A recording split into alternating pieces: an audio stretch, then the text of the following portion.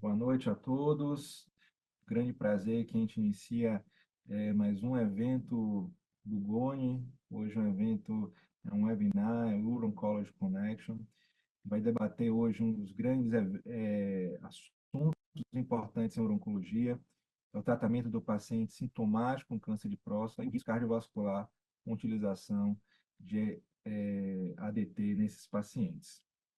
Do meu lado aqui, dois grandes especialistas no Brasil sobre urologia, oncologia e cardiologia, né? Apresento o Dr. João Paulo Martins de Carvalho, ele que é urologista do Rio de Janeiro, mestre e doutor em ciências pela Universidade do Estado do Rio de Janeiro, é chefe hoje do Serviço de Urologia do Hospital Federal Cardoso Fontes, no Rio também. Muito bem-vindo, João, obrigado pelo aceite. Muito obrigado. Muito obrigado pelo convite. Boa noite a todos. Espero poder contribuir para a parte científica dessa reunião.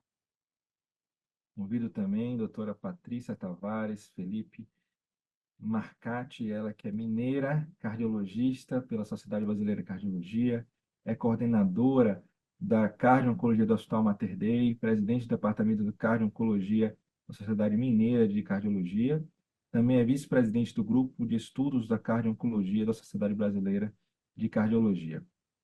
E ainda tem a certificação pelo International Cardio-Oncology Society. Patrícia, muito bem-vinda, obrigado pelo aceite. Obrigada, Fernanda. É um prazer enorme estar aqui, uma cardiologista infiltrada entre os oncologistas e urologistas. Então, fiquei muito feliz do tema coração entrar aí nas discussões de vocês e espero também poder contribuir. Vamos lá, pessoal. Nossa programação de hoje, nossa agenda vai ser um caso clínico de vida real, onde a gente vai discutir, né, as opções terapêuticas, as opções de conduta com o Dr. João e a doutora Patrícia. Vamos abrir um chat para dúvidas e também uma votação online em tempo real para vocês opinarem sobre a conduta do caso. Vou compartilhar aqui minha tela, só um minuto.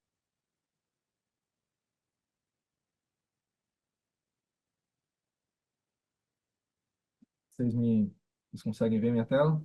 Sim, tá ótimo. Perfeito. Vamos lá. Bom, trouxe aqui para vocês um paciente meu de consultório, um paciente de 69 anos, sexo masculino, um paciente que ficou 4 anos sem realizar PCA. Ele acompanhava rotineiramente o seu urologista, mas ele, por outros motivos, viagem, etc., ele paciente se descuidou e chegou em 2019 ao valor do PSA de 12,75 nanogramas por decilitro.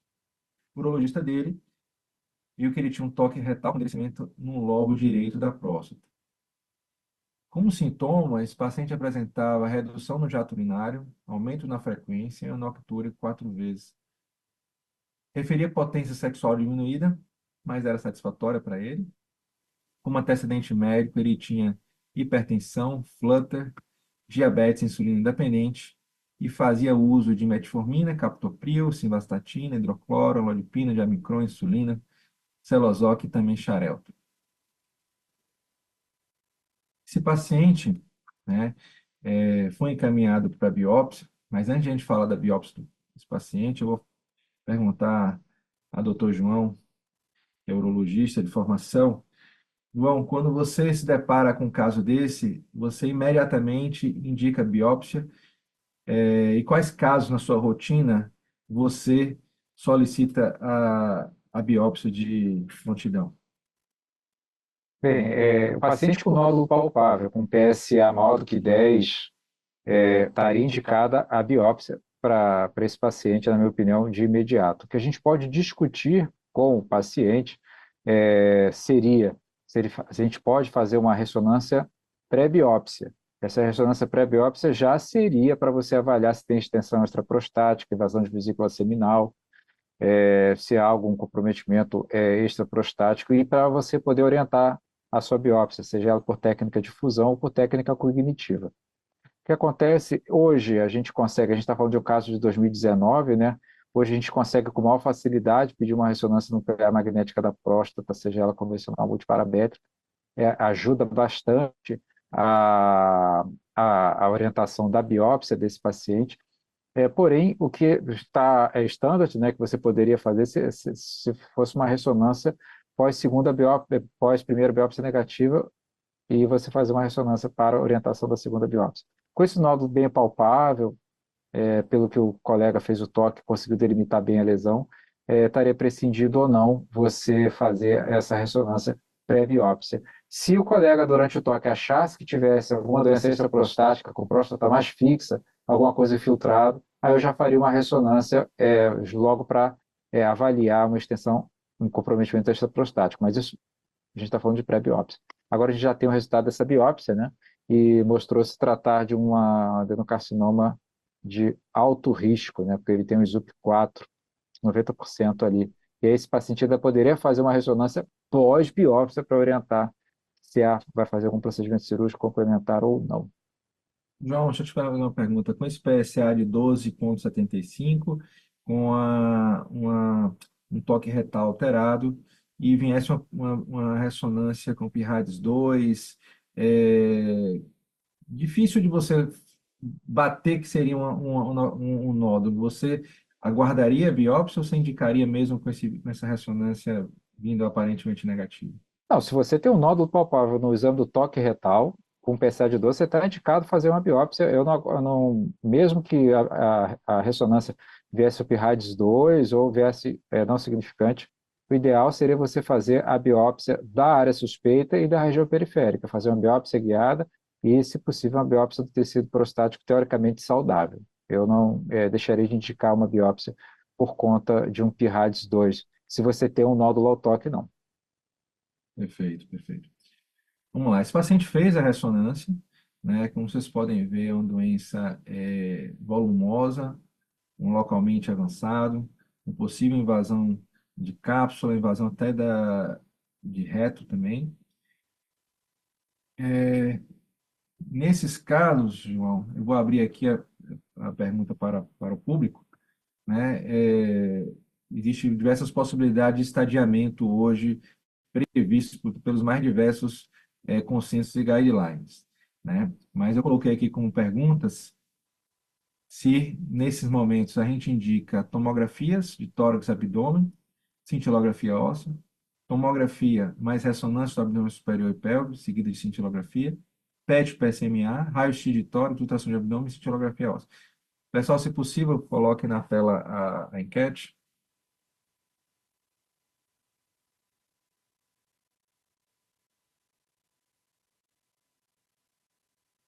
Eu acho que vocês estão vendo o QR Code, né?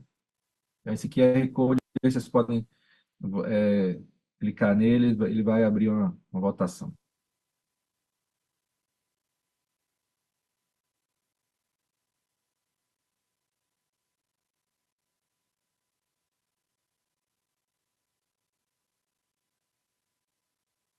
Agora eu não consigo ver as respostas.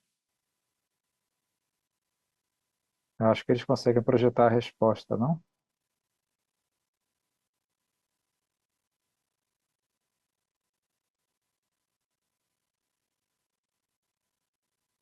Gabriel, vocês conseguem colocar a resposta daqui? Ah, tá. Ah,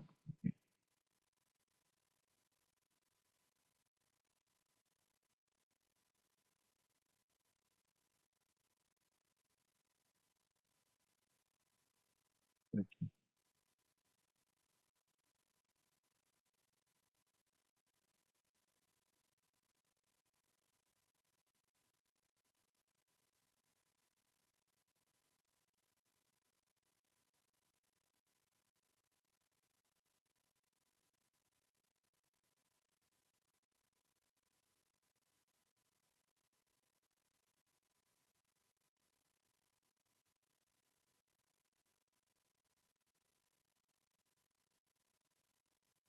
Eu não estou conseguindo nem ver.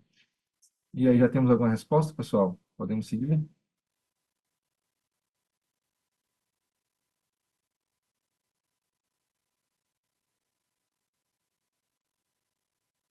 Tá aqui no chat. 67% 67. faria A.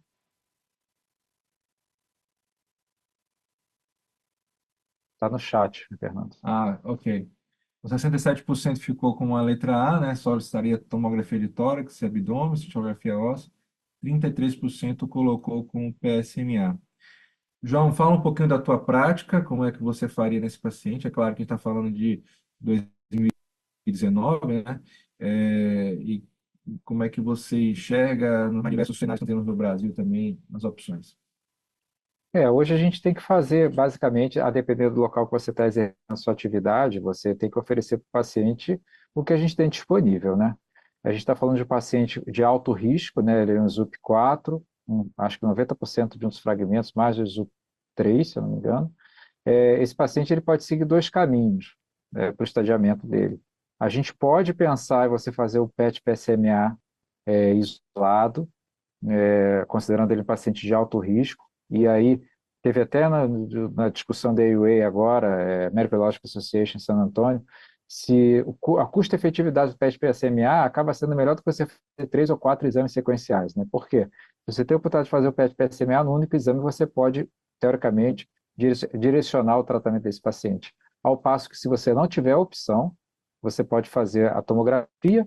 Eu não faria tomografia de tórax, no caso, eu ficaria só com abdômen e pelve e mais a cintilografia óssea, considerando o ZUP 4 desse paciente. Então, basicamente, eu posso oferecer para esse paciente um PET-PSMA, tendo o exame de estadiamento inicial para ele, considerando paciente de alto risco quanto a do ZUP 4, ou se ele não tiver essa possibilidade de fazer o PET-PSMA, solicitaria junto à operadora de saúde ao convênio os exames padrão para ele, que seria a tomografia de abdômen e pelve com cintilografia óssea.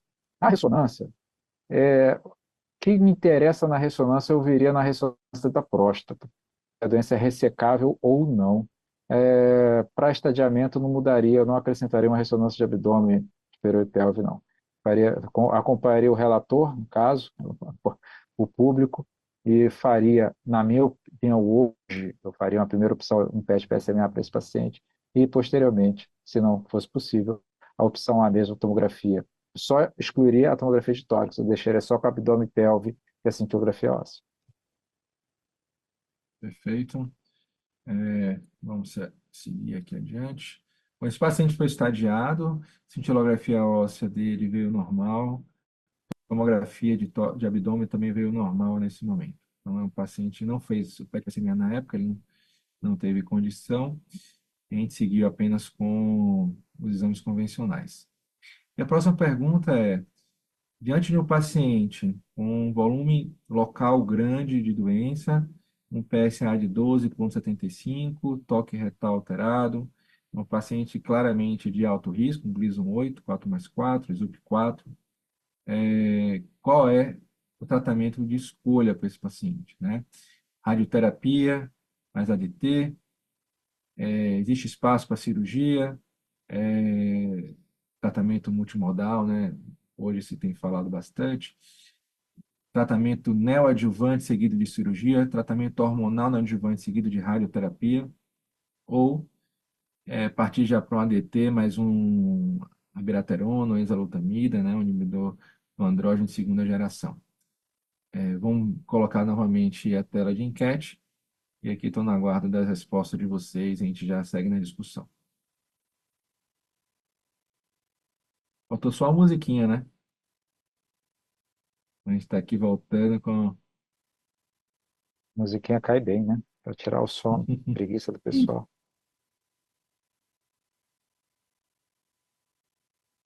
Enquanto o pessoal está voltando, eu vou explorar aqui a Patrícia. Patrícia, bem-vinda mais uma vez, né? Você ficou aí esperando uma oportunidade da cardiologista falar. Mas como você pode ter visto, é um paciente de alto risco, né? Paciente alto risco cardiovascular, inclusive, né? Paciente com flutter, paciente com hipertensão, utilização de diversos medicamentos. Como você vê esse paciente numa indicação pré-operatória? Você daria sinal verde para o João ou não? Bom, primeiramente, eu acho que esse é o nosso objetivo, né? Nós, cardiologistas, quando recebemos uma avaliação pré-operatória de um paciente de um tratamento oncológico, a primeira coisa que a gente quer fazer é tentar liberar. Então, a ideia é, a todo custo, liberar, a não ser que seja proibitivo, porque o risco é muito mais alto do que o benefício. Esse paciente, ele tem um diabetes que, assim, exatamente não sei hoje, né, quanto estaria ali a glicada dele, isso é um ponto importante, se ele tiver com uma hemoglobina glicada abaixo de 8, isso já conta bem a favor, porque ele tem mais chance de cicatrizar, de recuperar ali dessa cirurgia. Fora isso, ele tem que estar com a pressão controlada, então esse é um papel nosso, isso é questões ali da nossa prática cardiológica clínica do dia a dia, da gente ajustar essas comorbidades que ele tem. E o flutter talvez seria um ponto aí de maior discussão nesse caso em relação à cirurgia, já que ele é anticoagulado devido ao diagnóstico do flutter.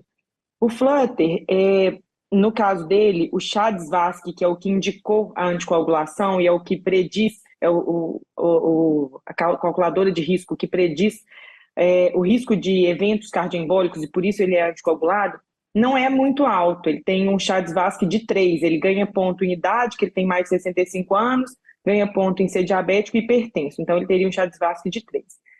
E nesse cenário, a gente pode sim ver se essa frequência cardíaca dele está controlada. Se ele tiver uma frequência cardíaca controlada, mesmo com flutter, é possível a gente suspender a anticoagulação dele 48 horas antes aí dessa cirurgia e fazer o procedimento e voltar quando possível no pós-operatório. Às vezes volta ali como profilaxia no pós-operatório 24, 48 horas pós, dependendo de quanto tiver tendo de sangramento na sonda, e depois a gente pode voltar aos poucos com a anticoagulação terapêutica. É muito diferente se a gente tivesse um paciente anticoagulado por um evento agudo trombótico, teve um TEP bilateral, né, um tromboembolismo pulmonar bilateral com repercussão, que a anticoagulação retirar nesse momento seria muito complexo e a gente sabe que pode sangrar um pouco a mais e a gente tem que manter essa anticoagulação suspensa por um período maior, ou até mesmo para algum outro tipo de paciente que usa anticoagulação, como, por exemplo, válvula metálica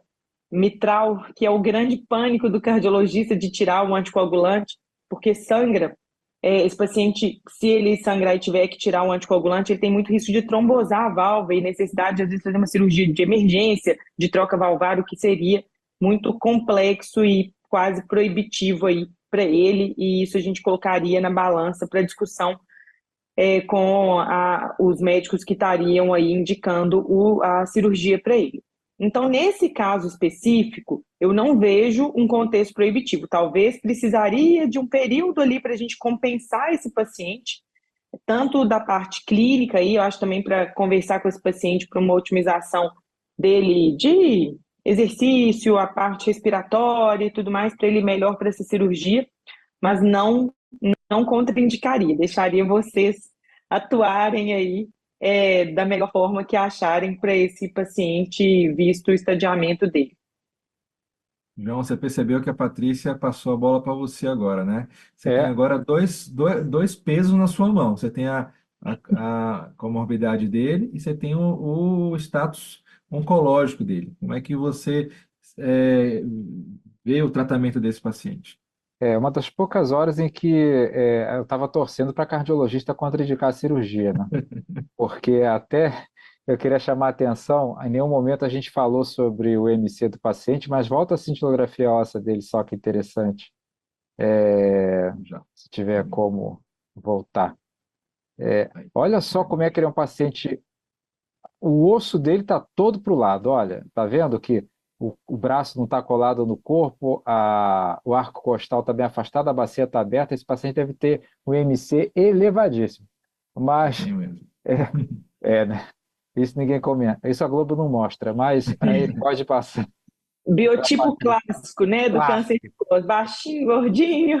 Então assim, bem, se a Patrícia me encorajasse a fazê-lo, a cirurgia, no caso, conversar com esse paciente, a depender do biotipo dele, para deixar com menos complicação a longo prazo, né? Porque o que o paciente vai querer saber? Puxa, eu vou botar esse risco todo, eu vou ser operado, e aí?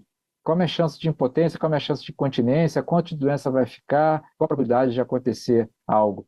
E o que a gente às vezes conversa pouco quando vai indicar uma cirurgia, 70 anos. Mas esse paciente, ele tem expectativa. Hoje, Patrícia, você olhando assim, ele tem expectativa de vida maior que 15 anos? Qual é a sua opinião? Ver esse paciente em 2020. Ele viveria mais 15 anos? É difícil da gente falar dessa estratificação. Nossos estratificadores de risco ali, eles avaliam mais ou menos 10 anos mesmo, né? Uma porcentagem aí em 10 anos. E até porque a gente não tem exatamente os dados que a gente estratifica mais. Seria como é que está o colesterol dele, o controle glicêmico, se ele é um paciente que adere ao tratamento, não adere. Então, isso tudo tem que ser pensado. Mas pela comorbidade em si, voltando para a sua pergunta, se ele tiver um bom controle glicêmico e um bom controle hoje de pressão, controle da frequência cardíaca, o flutter dele não vai ser a causa de mortalidade. Ele estando anticoagulado e com a frequência cardíaca controlada, isso aí a gente leva, e hoje em dia tem até tratamento, se a gente não conseguir controlar, fazer ali uma ablação, um tratamento mais definitivo.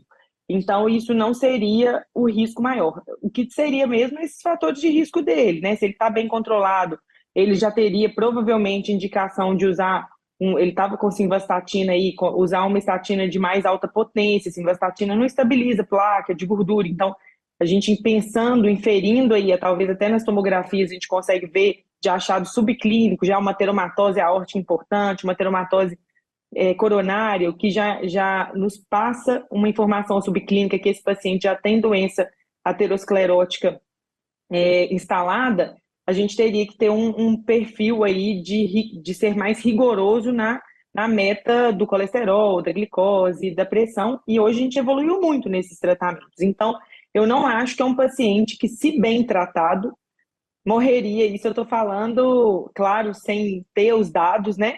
Em 15 anos por uma doença cardiovascular.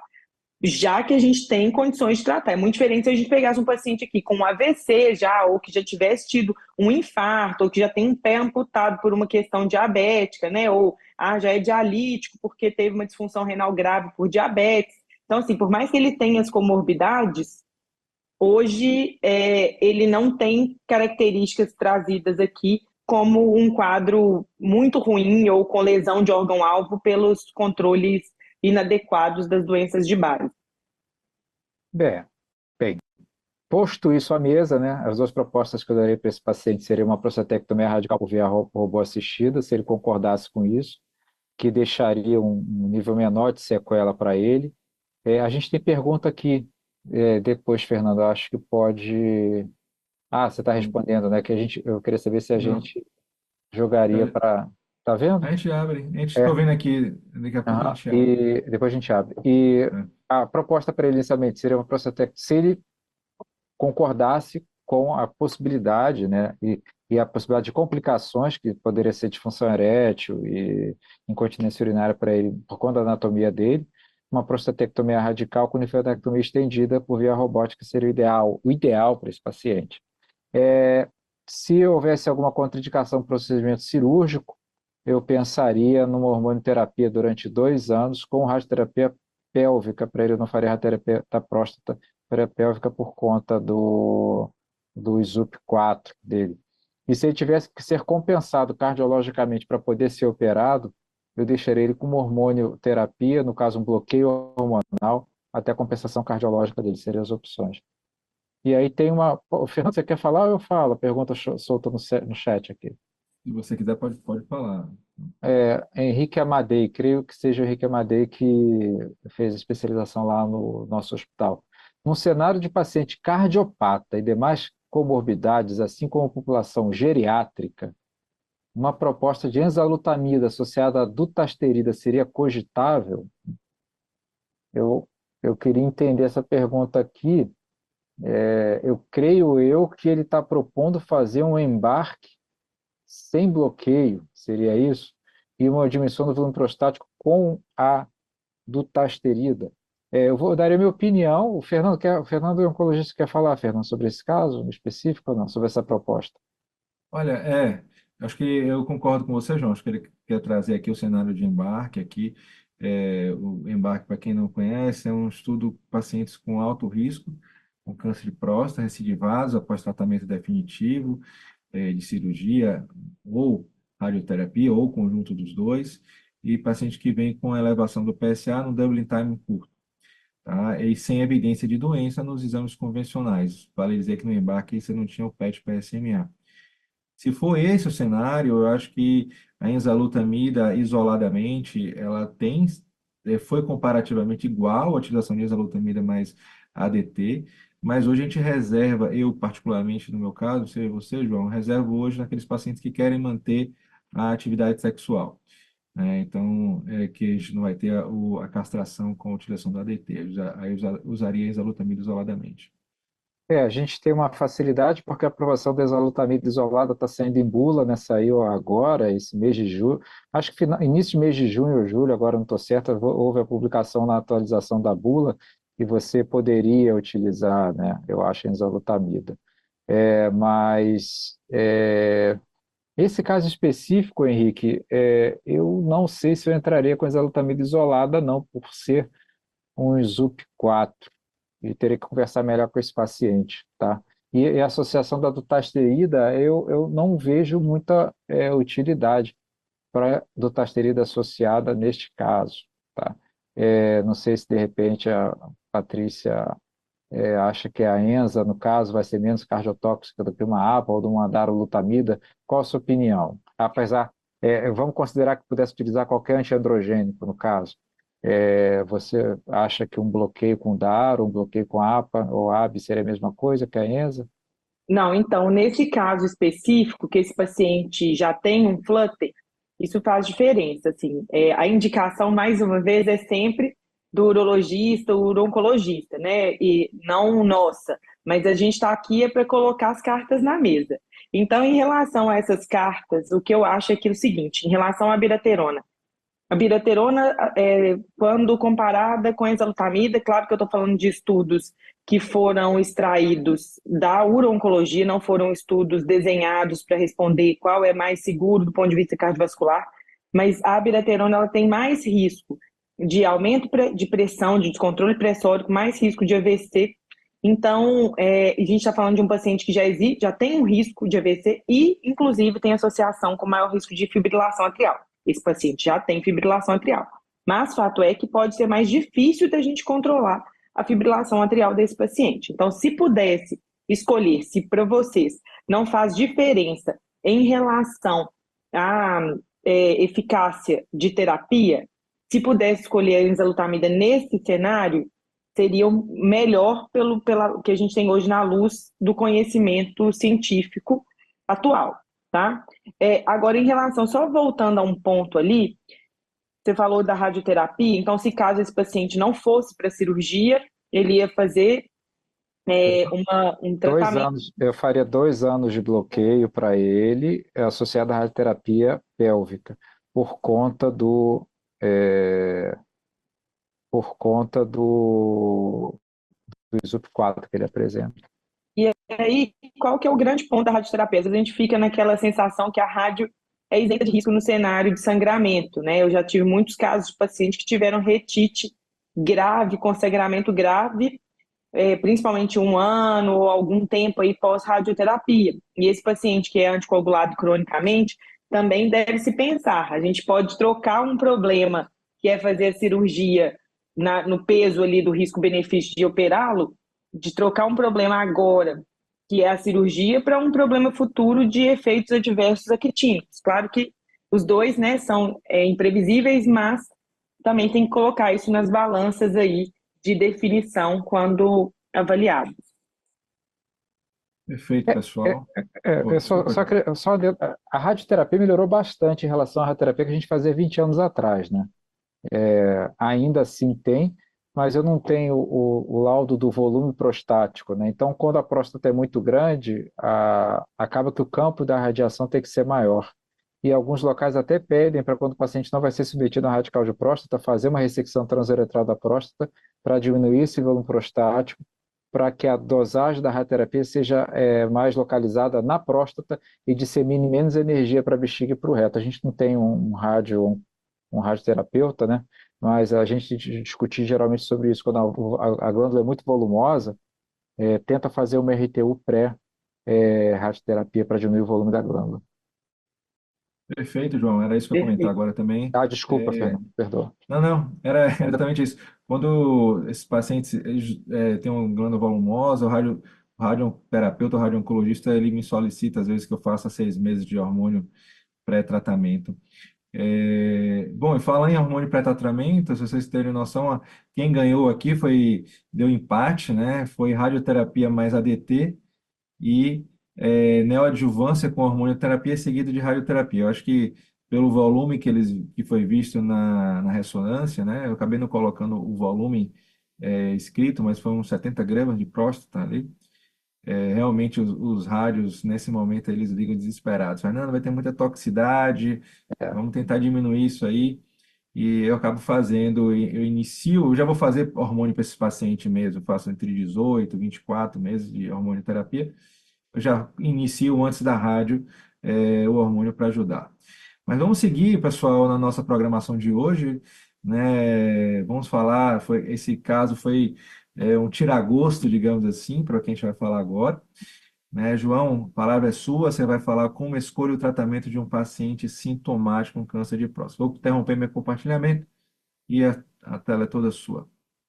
perfeito. Deixa eu ver se eu consigo jogar para vocês. Pessoal do back office aí, me avise, por favor. Vocês estão vendo, tá todo mundo vendo direitinho? Sim, sim. Sim? Perfeito. Então, mais uma vez, muito obrigado. Meu nome é o nome de guerra é João Carvalho, né? Sou urologista do Hospital Federal Cardoso Fontes, mestre doutor, e milito nessa área da urologia desde 2005. Basicamente, eu só faço urologia no Serviço Público de Saúde. Então, queria, agradeço o convite, né? E vamos partir para a aula agora. Então, esses são meus conflitos de interesse.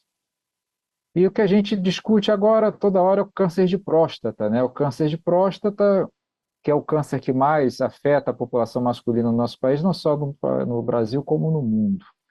E por que que a gente tem aumento do câncer de próstata? Aumento da prevalência do câncer de próstata. A gente está tendo aumento da prevalência muito mais por conta da consciência da população que tem que fazer o rastreio, porque infelizmente esse ano a gente foi surpreendido com uma nota de que é desencorajado o rastreio ativo na população para câncer de próstata, né, pelo Ministério da Saúde, junto com a chancela da maior organização de oncologia do nosso país. Mas o que a gente tem que entender quando a gente vai fazer o diagnóstico, acompanhar um paciente com câncer de próstata, é o diagnóstico, e aí a gente fala cada vez menos sobre o exame do toque retal. Às vezes o paciente chega no nosso consultório com diagnóstico, com indicação terapêutica, sem nunca ter feito um exame de toque retal. A estratificação de risco, que atualmente a gente utiliza pelo ISUP, e também classificar esse paciente com baixo risco, né, risco intermediário e alto risco. Interessante que esse nosso paciente desse caso agora discutido, ele já vai direto como alto risco porque ele é um Gleason, o score maior que 7, ele tem o ISUP maior que 4 ou 5, né? Então ele já é considerado, esse paciente que a gente discutiu agora, como paciente de alto risco. E aí, para quem já está há algum tempo atendendo com urologia, a gente tem diversas opções terapêuticas, né? Ou seja, você tem desde o Active Surveillance, que a gente discute se é uma terapia ou não, que é aquele paciente com doença de baixo risco, você só acompanhá-lo, você não intervir nele, você postergar a intervenção. Você tem a prostatectomia radical, que é utilizada para quando a doença é localizada, o paciente tem uma sobrevida global, né, uma expectativa de sobrevida maior do que 10, 15 anos. Você tem, e nessa sobrevida global, nessa cirurgia, você pode fazer a prostatectomia radical, né, seja ela retropúbica, perineal, videolaparoscópica ou videolaparoscópica robô assistida. Você tem radioterapia associada ou não à hormonioterapia, braquiterapia, você tem o HIFU, você tem a crioterapia, você tem a hormonioterapia, a quimioterapia, tudo isso associado, misturado, mais à frente a gente vai discutir sobre isso. Então, o que a gente tem que parar para pensar, que a gente até já discutiu nessa primeira apresentação? A gente tem uma evolução de 10, 15 anos, né? Você teve o advento do robô, inicialmente com os protótipos, o SI, o XI, o single port. Você tem a evolução da radioterapia, você tem a terapia molecular-alvo, você tem a estratificação de risco do paciente. Mas se a gente parar para pensar, o que em 10 anos mais impactou a nossa conduta, a nossa decisão? Seria justamente aí essa caixa de Pandora que a gente chama hoje em dia, que é o PET-PSMA. E por que o PET-PSMA causou essa bagunça toda? Porque aquele paciente que o urologista confortavelmente indicava uma cirurgia, achava que ele ia ficar curado, na verdade o paciente já era metastático. Então, até os guidelines europeu e americano hoje falam, pensa bem de você, quando você pedir um PET-PSMA pré-operatório, porque você pode mudar a conduta desse paciente, ou seja, esse paciente ele vai poder ter a sua vida impactada por conta que você está pedindo o exame que você não pediria 20 anos atrás. Importante também que o PET-PSMA demorou tanto para ser aprovado pelo FDA, porque os primeiros estudos com PET-PSMA era para avaliar a progressão da metástase, a progressão da doença em ratos e pacientes, depois foi jogado para os seres humanos, que já estavam em bloqueio, ou seja, era no cenário hormônio refratário, desse que progredia a despeito da castração. E aqui pulou. Então, aí que você cria um dilema.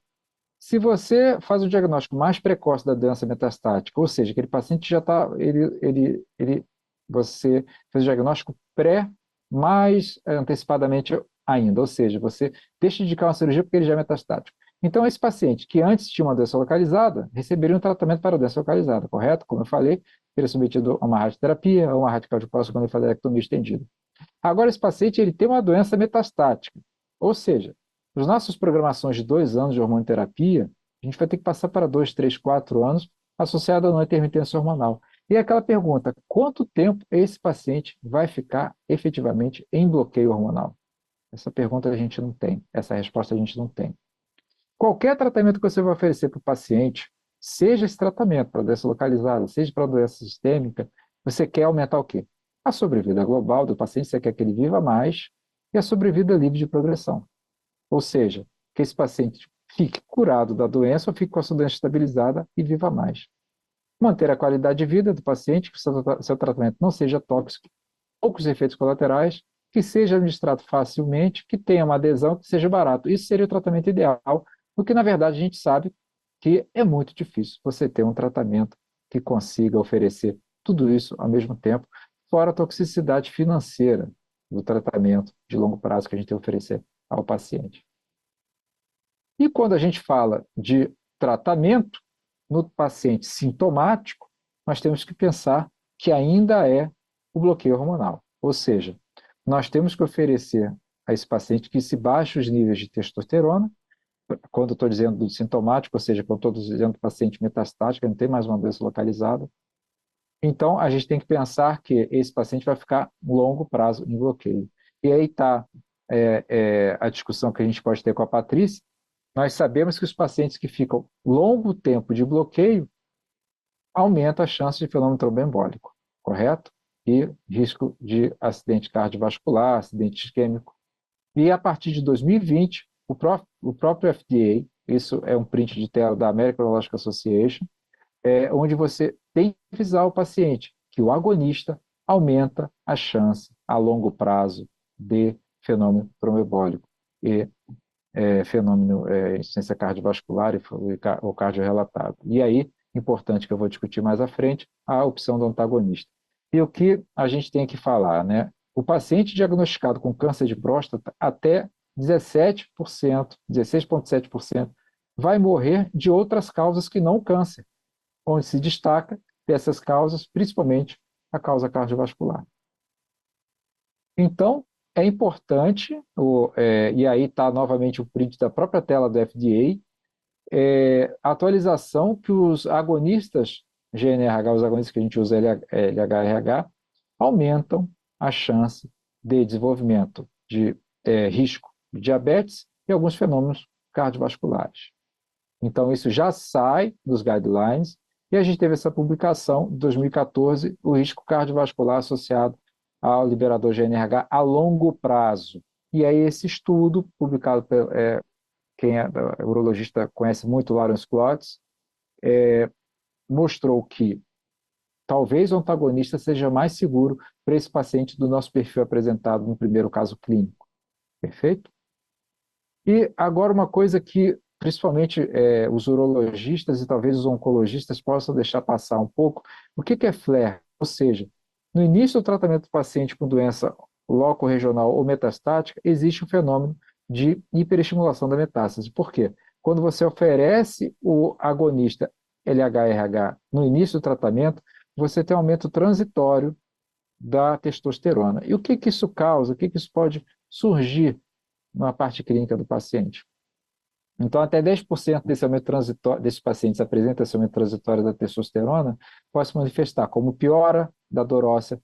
E lá no serviço que a gente trabalha, a gente via muito anteriormente, aquele paciente que chegava para o tratamento, você fazia o agonista, ele evoluía com paraparesia ou paraplegia, e alguns pacientes que a longo prazo desenvolvem fenômenos cardiovasculares fatais. Então, é uma terceira maior necessidade que não é atendida durante o tratamento desse paciente nos Estados Unidos e na União Europeia. Claro, a gente está com o patrocínio de um laboratório que fabrica esse medicamento, a Ferg está patrocinando, mas muita gente não conhece, não prescreve esse medicamento, que ele faz uma supressão da adenipófise, ou seja, enquanto que o agonista LHRH ele trabalha por feedback negativo, o antagonista já faz logo a supressão imediata do FSH e do LH e vai promover um efeito crônico dessa supressão do FSH-LH e diminuindo os picos da testosterona. E a vantagem é que você pode fazer o crossover, ou seja, você pode fazer o agonista e trocar para o antagonista e vice-versa, de uma maneira segura. E você agora tem o estudo HERO, né, que publicou no New England, onde você comparou o antagonista por via oral sendo tão eficaz quanto o paciente com o agonista trimestral. E isso é uma experiência lá do nosso hospital, que a gente apresentou no Congresso Brasileiro de Urologia 2019, que a gente comparou os pacientes que estavam tratando com agonista versus os antagonistas. E olha que interessante, a gente fez uma regressão linear dos pacientes em tratamento. Então, mesmo os pacientes, percebe essa média aqui, a média dos pacientes que começaram o tratamento com degarelina, a média de PSA no tratamento era 292, ao passo que o paciente com leuprorelina era 25, ou seja, um paciente muito mais crítico. E a regressão linear, apesar de equivalente, foi até favorável ao antagonista, ou seja, a gente corroborou na nossa unidade os dados de que realmente o antagonista ele consegue fazer uma supressão da testosterona mais rápida do que a leuprorelina. No entanto, eu falo, os dois são equivalentes, alguns têm suas particularidades. E aí agora, como é que, eu não sei se o Fernando a gente vai discutir sobre isso, mas agora o que que a gente chegou? Nós chegamos a um ponto que a gente discute você potencializar o tratamento do paciente com câncer de próstata metastático por hormônio sensível. Ou seja, aquele paciente com doença de alto volume, como apresentar no primeiro caso clínico, você sabe que ele tem uma sobrevida livre de progressão, uma sobrevida câncer específica maior naqueles pacientes onde você associa o bloqueio hormonal, que pode vir, e aí a gente vai discutir sobre Enzamet, sobre Titan, sobre Spartan, Prosper, ou seja, o bloqueio associado ao antiandrogênico de segunda geração parece que aumenta a sobrevida a câncer, parece não, né? Aumenta a sobrevida a câncer específica naquele paciente com doença de alto volume, já na apresentação da doença associado ao bloqueio hormonal. E aí não vai ser o escopo da nossa conversa. Agora a gente já está vendo que você fazer um antiandrogênico isoladamente, sem o bloqueio associado, é tão bom quanto o associado, é até superior ao isolado, como foi falado do embarque. E a gente começa a discutir sobre isso, que é a terapia tripla, ou seja, naquele paciente com doença de alto volume, será que eu posso associar deprivação hormonal, antiandrogênico, mais quimioterapia? E aí o AraSense chega com esse resultado publicado. A primeira publicação dele, se não me engano, foi no Congresso, já tinha sido no ASCO, né, mas no europeu da Holanda, né, eu estava lá, eles apresentaram na plenária os resultados iniciais do AraSense. Então você veja, uma sobrevida câncer específica de 50 meses versus 42,4. Ah, mas 8 meses é muito pouco, né? A gente, se é um parente nosso, você realmente pensa que 8 meses vai ser bastante coisa. E agora, eu vou apresentar um caso que na discussão, eu gostaria que eu pudesse abrir o áudio para o Fernando e para a Patrícia, a gente também poder discutir sobre um paciente que chega para a gente, Sistema Público de Saúde, outubro do ano passado. Então, é um caso, paciente de 52 anos, ele chega para a gente no ambulatório com PSA, esse valor mesmo é 2.300 de PSA. Um SUP4 muito parecido com aquele que a gente teve no caso inicialmente, só que é bilateral. Ele chega para você, eu acho que acontece com a maioria dos colegas que exercem atividade no sistema público de saúde, o paciente chega com a biópsia, uma folha de receituário e um exame de sangue. É a única coisa que ele chega para você. E numa cadeira de rodas, né, como esse caso. Então, é um paciente que está 52 anos, está cadeirante, não consegue deambular por conta da dor lombar e radiação para o membro inferior. Ele já chega com a biópsia com Wilson 8, pegando toda a amostra, um toque retal, uma próstata pétrea, ressecável, cadeirante.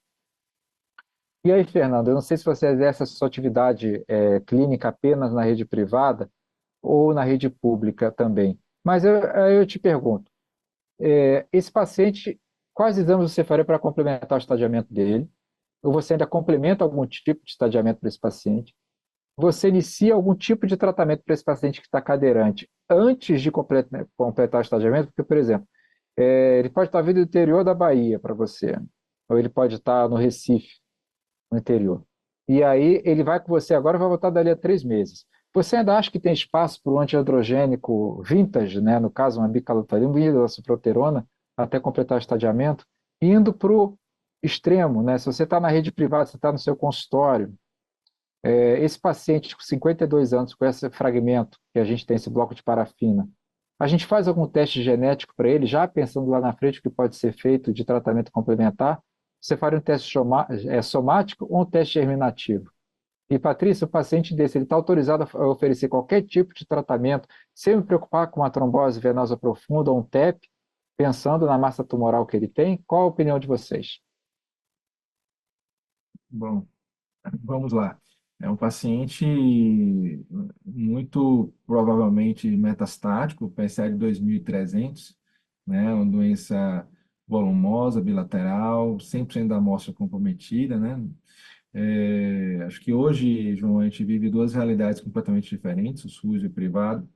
O SUS, obviamente, acho que a maioria dos médicos precisa se adaptar à dificuldade não só de estadiar, como de tratar esses pacientes. Acho que no SUS a gente tem que estadiar com o que tem disponível, né? Se é raio-x, se é cintilografia, ultrassom. Mas no privado eu lançaria de todos os métodos possíveis, tá? Eu acho que esse paciente tem doença metastática, pode ser que ele tenha doença visceral, não dá para a gente bater o martelo aqui, né? Sendo realmente uma doença metastática, com certeza eu pediria um teste genético para ele. A gente já tem hoje tratamento para esses pacientes, tá? Hoje nós temos hoje um laboratório que disponibiliza gratuitamente esse teste, e esse teste é somático, né? É na peça tumoral. E caso você não tenha possibilidade dessa amostra ser pelo tumor, você pode fazer o teste pela biópsia líquida. Mas eu faria para esse paciente, se fosse possível, já seria uma opção a mais. É claro que hoje a opção de tratamento nesse cenário de pacientes mutados é só para o resistente à castração, mas eu já ficaria isso guardado aí no meu bolso, tá? É, Em relação a tratamento, né, sendo o paciente que tivesse uma performance boa, esse paciente jovem, 52 anos, né, espero que ele não tenha performance tão ruim. Poderia indicar no cenário ideal hoje o tratamento, como você falou no final da sua apresentação, tratamento de terapia tripla, tá? Hoje a gente tem indicado terapia tripla de quimioterapia, ADT, mais o antiandrógeno de segunda geração, nos pacientes que têm um alto volume de doença, alto risco, né? São pacientes que têm uma condição de receber aquele tratamento do ponto de vista clínico, com performance boa. Então, eu incluiria esses pacientes nesse cenário, tá? Então, seria basicamente minha indicação para esse doente. Agora, como você falou de flare, né, é importante tocar nesse assunto. Tá? Um paciente com 2.300 de PSA, potencialmente com doença óssea, uma próstata pétrea, né? Esse cara pode ter um risco de desabamento, se tiver uma lesão óssea. E se a gente puder evitar o flare para esse paciente, seria interessante, tá? Com uma opção seria fazer um antiandrógeno. Sem contar, João, que faz falar até um pouquinho de acesso.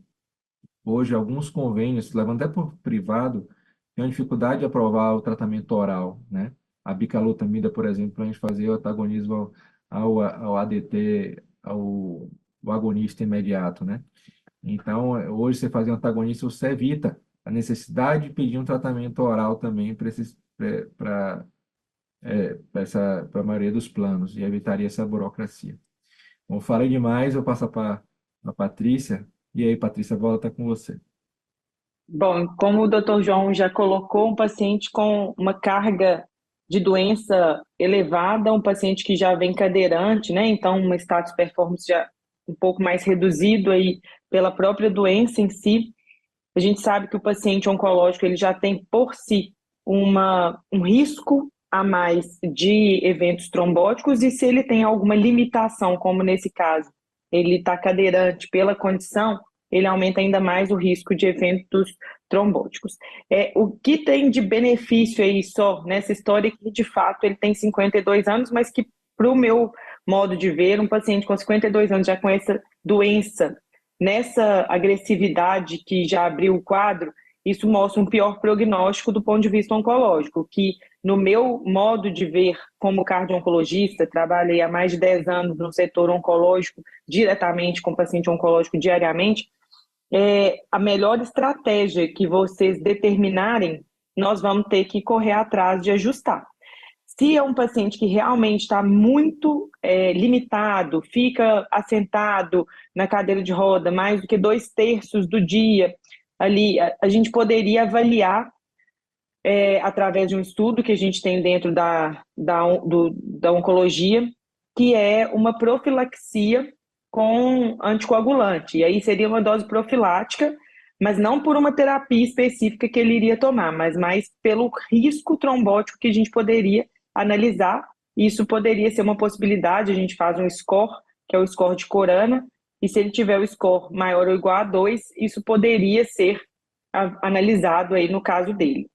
Aí só uma dúvida, Patrícia. Aí a gente deixaria ele com Clexane 0,2, ele seria com Xarelto, o que faria para esse paciente? Isso. Aí, se a gente for iniciar o anticoagulante, ou teria que ser enoxaparina, heparina de baixo peso molecular mesmo, 40 miligramas, dose única diária, então 40 miligramas barra 0,4 ml, que é a dose profilática. Ele não entendo aqui que ele tenha disfunção renal, nada que a gente tenha que corrigir alguma dose nesse sentido. E por outro lado, se a gente for usar os novos anticoagulantes, que hoje a gente chama como anticoagulantes diretos, DOACs, poderia ser ou o Xarelto de 10 miligramas, na dosagem de 10 miligramas, que é uma dose de profilaxia, ou o Apixaban de 2,5 duas vezes ao dia, que são os dois medicamentos que têm estudo no cenário oncológico, que é o Avert e o Cassini, o nome dos estudos. Então, os estudos mostram justamente, eles avaliaram com esse score de Corana, e o paciente que ganha aí um score maior ou igual a 2 já teria uma indicação de fazer essa profilaxia. E claro que assim, é muito individual, né? É um paciente que eu estou vendo que está cadeirante, está mais limitado, então se a gente está entendendo que ele tem um risco também maior de sangrar, isso deve ser analisado. Tá com um sangramento, está tendo um sangramento urológico ali, às vezes a gente tem que pesar o risco-benefício, porque isso é uma profilaxia, uma prevenção. E conforme eu disse, em relação às terapias, hoje tem um cenário amplo aí, e a gente não está aqui para poder ficar só pontuando o que é efeito colateral de cada um. Claro que se vocês pré-determinarem que vai ser tal terapia, a gente vai ter como acompanhamento cardiológico especializado, no caso, em locais que tem um setor de cardio-oncologia que acompanha, a gente vai ter mais atenção naqueles pontos de atenção, e não vender, né, assim, aquela imagem de que, não pode fazer porque pode causar esse risco. Não, ele está com uma doença grave instalada, tem que tratar da melhor forma. E a gente corre atrás. Se der alguma coisa, se der um efeito colateral mais para frente, aí a gente rediscute, porque o que está causando risco hoje de vida para ele, especificamente, é o câncer, e não o que pode acontecer como efeito adverso. Perfeito. Vou seguir com o caso ele tem um final assim, né? Ele está no meio do caminho, mas a gente tem as condutas aqui. Então, esse aqui, olha, que legal. Essa é a gente fez a tomografia, ele está no sistema público de saúde, não tinha como fazer PET-PSMA. A pergunta do Fernando, a tomografia mostrou linfadenomegalia ilíaca e retroperitoneal. Essa linfadenomegalia ia até a emergência das artérias renais, ia quase para retrohepática, e essa é a verdadeira cintilografia óssea desse paciente. Vocês vejam essa imagem aqui em cima, à direita, olha a captação, a gente chama, às vezes chama de imagem do dálmata, né? Então, todo o esqueleto axial, bacia, úmero, até calota craniana ele tem. Nós não fizemos o PET-PSMA, mas uma imagem muito semelhante, se fosse um PET-PSMA, seria essa imagem do PET-PSMA abaixo aqui, à direita, tá? Se a gente fosse fazer um PET-PSMA desse paciente. E aí, com base nesse volume de doença, foi iniciado o tratamento do paciente. E aí nós fizemos 6 meses de Firmagon, do acetato agarelix, com a dose de ataque, dose de manutenção. Esse paciente ficou acompanhando mensalmente. Em fevereiro desse ano ele começou a abiraterona. E já quando ele voltou para fevereiro, março, ele já estava deambulando, ou seja, ele saiu da cadeira para bengala, digamos assim. Melhorou o quadro álgico, o PSA dele de 2.800 caiu para 35,6, e essa foi a cintilografia óssea desse paciente pós-início de tratamento, pós-queda do PSA, de 2.800 para 35. É claro que eu poderia, se a gente fizer e aqui dá para ver que tem atividade no esqueleto axial ainda, mas é uma captação muito menos intensa, né, do que anteriormente. E agora esse paciente foi encaminhado para uma terapia tripla, ok? Ele ele passou o bloqueio dele, ele vai mudar do antagonista, ele passará para o agonista, ele está em uso de abiraterona, que é o que a gente tem disponível para esse paciente, e agora ele vai ser encaminhado para a terapia tripla com docetaxel, já o infusional vai ser feito pela oncologia da nossa unidade. E era esse o caso que eu queria discutir com vocês, aqui é a entrada do nosso prédio do ambulatório. Quem for habituado com tecnologia, pode escanear meu QR Code, ter meu contato, telefone do consultório, tudo isso.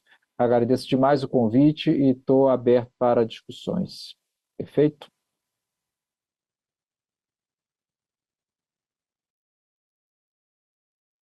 Seu áudio tá fechado. Opa, perdão, pessoal. Obrigado, Patrícia, por avisar. Bom, pessoal, João, parabéns pela sua apresentação, né? Mas eu fiquei na dúvida como é que a gente lida com os efeitos cardiovasculares desses pacientes, né? E Patrícia vai responder isso para a gente, né? Pacientes que estão em utilização de ADT, ou seja, de terapia de privação androgênica, como a gente lidar com o risco cardiovascular. Patrícia, você pode compartilhar a sua tela? E no final a gente abre para discussão.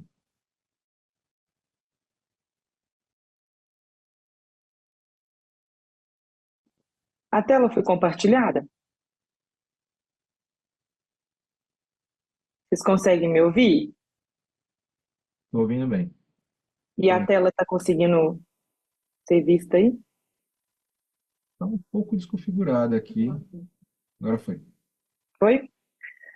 Bom, dando andamento nessa discussão, o Dr. João me adiantou muito, ele já conseguiu introduzir boa parte, facilitou minha aula, e eu queria colocar o contexto cardiovascular para esses pacientes com câncer de próstata. 1/3 dos pacientes ao diagnóstico do câncer de próstata já tem o diagnóstico de uma doença cardiovascular instalada. Esses pacientes, eles têm muitas vezes o diagnóstico, a gente viu aí esse paciente, o último do caso clínico, 52 anos, que não é uma coisa muito típica, a gente tem muito mais a característica daquele primeiro paciente do caso clínico, um paciente mais idoso, mais obeso, um paciente que já vem com outros fatores de risco, tanto para câncer quanto para doença cardiovascular. E então, quando foi avaliada aqueles pacientes que seriam submetidos à terapia de deprivação androgênica, com o score de risco cardiovascular, de avaliação qual que é o risco cardiovascular desse paciente, 65% antes de iniciar a terapia já tinha alto risco cardiovascular. Então, para a gente entender que quando vai tratar um paciente com câncer de próstata, a gente está falando ou de um paciente, 1/3 deles, com câncer, com doença já cardiovascular instalada, ou até mesmo, na sua grande parte das vezes, paciente de alto risco cardiovascular, que já tem comorbidades associadas, fatores de risco associados como diabetes, hipertensão, dislipidemia, obesidade, que é o que é levado em consideração nas estratificações de risco cardiovascular, como Framingham e a SCVD, que eu vou citar mais à frente. Como bem disse, o doutor João adiantou muito aqui a minha aula, porque hoje, com o advento da melhora da terapia oncológica como um todo, tanto desde o diagnóstico, estadiamento, as técnicas cirúrgicas, as novas terapias de bloqueio hormonal, isso tudo mostra que o paciente hoje ele tem mais condições de ter resposta à terapia e em 5 anos aí a gente vê uma sobrevida, às vezes de 100% quando o câncer é localizado ou ele é regional, e o que mostra que muitas vezes a gente, mesmo no metastático, a gente vai levando um paciente para uma doença crônica, que tem muitas linhas, hoje a gente tem mais opções terapêuticas. O que nos mostra também aí os estudos mais novos, que nas décadas de 70, 80, 90, a principal causa de mortalidade no paciente com câncer de próstata era o próprio câncer. E hoje, já a partir dos anos 2000, a principal causa de mortalidade no paciente com câncer de próstata é a doença cardiovascular. Isso vem mudando, né? A doença cardiovascular é a principal causa de mortalidade para a população em geral, mas na população oncológica, ainda assim o câncer era a principal causa, e em um dos únicos cânceres que a gente tem na oncologia que essa inversão ocorreu é o câncer de próstata, até mesmo por compartilhar tantos fatores de risco em comum, e a gente saber que a doença cardiovascular, até mesmo em uso dessas medicações novas que temos hoje, é agravada pelo tratamento. E por isso mesmo a avaliação cardiovascular ela é um importante fator a ser considerado no manejo desses pacientes, não só por nós cardiologistas, mas quando não existe a possibilidade, conforme eu disse no caso anterior, em centros que existe algum cardiologista para dar apoio, isso seria ótimo. Mas nos centros em que não temos cardiologista, para fazer o fator de risco aqui, as calculadoras de risco, a SCVD, o Framingham. Hoje em dia a gente tem uma calculadora de risco mais direcionada aqui para pacientes especificamente em terapia de deprivação androgênica. A gente deveria pelo menos pensar aí, assim, o paciente tem doença cardiovascular instalada, é um paciente que já tem uma doença aterosclerótica carotídea, é um paciente que já teve um AVC, é um paciente que, como eu bem disse ali, nos exames de estratificação tem calcificação de aorta, calcificação de coronária, é um paciente que já teve um infarto, tem um stent, é um paciente que já teve uma amputação por um diabetes por doença vascular periférica. Então, se é um paciente vasculopata, esse paciente ele tem que ser escolhido a dedo para tentar encaminhar a qualquer custo para um cardiologista, porque isso vai impactar, inclusive, na sobrevida desse paciente, inclusive nas escolhas aí das terapias, para que a gente consiga escolher a terapia que seja melhor, com um bom suporte, com um controle rigoroso dos fatores de risco. Isso é tão importante ser compartilhado, que eu já até disse aqui em alguns momentos, nós cardiologistas, nós estamos juntos no acompanhamento desse paciente com câncer de próstata para tentar deixar com que ele tenha a melhor terapia oncológica, mas sem sair com uma sequela grave cardiovascular ou até mesmo falecer por doença cardiovascular. Então, a nossa forma hoje de avaliar esses pacientes é estratificar o risco cardiovascular dele ou determinar que ele tem uma doença cardiovascular de base. Daí sim, a gente poder discutir com o uro-oncologista ou o oncologista se existe uma terapia mais segura em algum contexto ou não, e daí para frente a gente planejar esse tratamento e a monitorização que esse paciente vai ter. Como o tema que foi dado aqui foi mais voltado para a terapia de deprivação androgênica, eu vou levar mais para esse lado aí a discussão. A gente sabe, vocês muito mais que eu, como cardiologista, sabem que a terapia de deprivação androgênica ela é essencial para o tratamento do câncer de próstata localmente avançado, metastático ou recidiva bioquímica. 50% dos pacientes com câncer de próstata, em algum momento do tratamento, vai receber a terapia de deprivação androgênica. E os estudos que vieram aí, até mesmo trazendo essas terapias para a nossa prática clínica, para o nosso dia a dia, já mostrava que parecia ter aí um aumento de risco cardiovascular com a castração química ou até mesmo com a castração cirúrgica, o que mostrava que o baixo nível de testosterona, níveis de castração, isso poderia impactar, inclusive, no contexto metabólico desse paciente. Não vou entrar aqui, né, em detalhes, vocês sabem muito melhor que eu quais são as terapias hoje que a gente tem, mas só reforçando que o Dr. João já havia dito, que existe uma diferença, principalmente associada aí ao flare, e não só ao flare, mas que a gente sugere que pode ter associação com eventos cardiovasculares, que quando o análogo GNRH atua no eixo hipotálamo hipófise gonadal, ele faz um pico de LH-FSH para que tenha um pico aí de testosterona, para que de feedback negativo, isso suprima novamente esse ciclo para que a gente consiga atingir a castração química. E já quando utilizados os antagonistas de NRH, isso já vai sendo diretamente ocasionado, o que não há pico de LH-FSH, nem pico de testosterona, e isso tem tanto benefícios em relação à flare, mas também nós vamos entrar na discussão que isso pode ser que, de fato, determine o benefício do ponto de vista cardiovascular. A gente não tem dúvida que a testosterona é um hormônio muito importante para o equilíbrio do nosso organismo. Então, a testosterona, ela ajuda ali a estabilização de placa aterosclerótica, ela reduz risco, inclusive, de arritmias, quando claramente fisiológicos, os níveis no organismo humano, inclusive diminuindo o intervalo QT, assim, reduzindo o risco de arritmias. Além disso, ter uma testosterona adequada estabiliza mais o cenário de síndrome metabólica, tanto aumento de glicose, aumento da massa adiposa, estabiliza mais o contexto inflamatório e não deixa que ocorra vasoconstrição para que isso não leve mais risco aí cardiovascular. No cenário do tratamento oncológico aqui que a gente está discutindo, do câncer de próstata, a gente busca justamente a castração química. E quando a gente atinge, a gente está falando do hipogonadismo, que vai fazer, então, um aumento da massa de gordura desse paciente. O paciente tem um risco maior de ter um IMC aumentado, síndrome metabólica por aumento do triglicérides, aumento do LDL e colesterol.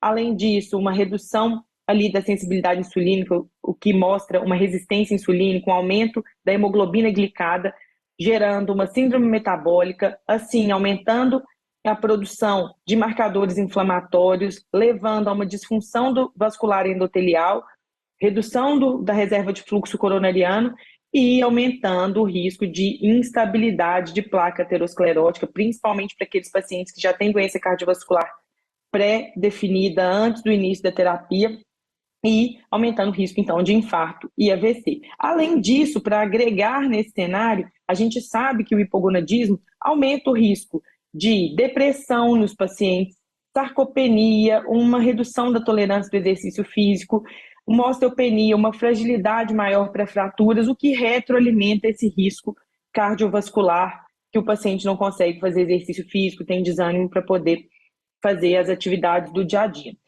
E voltando aí na discussão entre agonistas e antagonistas, nesse cenário cardiovascular, o que sempre levava-se em conta era apenas a história de ter uma redução da testosterona. Bom, se a redução da testosterona causa ali todo aquele cenário metabólico, já está bem justificado que o paciente vai ter mais risco de infarto, AVC, de eventos cardiovasculares, mas não foi isso que aconteceu nos estudos que a gente foi analisando nos últimos anos. Essa meta-análise de 2014, que foi avaliado 6 trials, 6 RCTs, com mais de 2.300 pacientes, mostrou uma população muito próxima à nossa população real, que era aquela população que já tinha 30% de pacientes com doença cardiovascular instalada, e avaliou como é que era a resposta entre agonistas versus antagonistas de NRH para avaliação de risco cardiovascular durante o primeiro ano de tratamento de câncer de próstata, nesses pacientes com doença cardiovascular pré-existente, esses 30%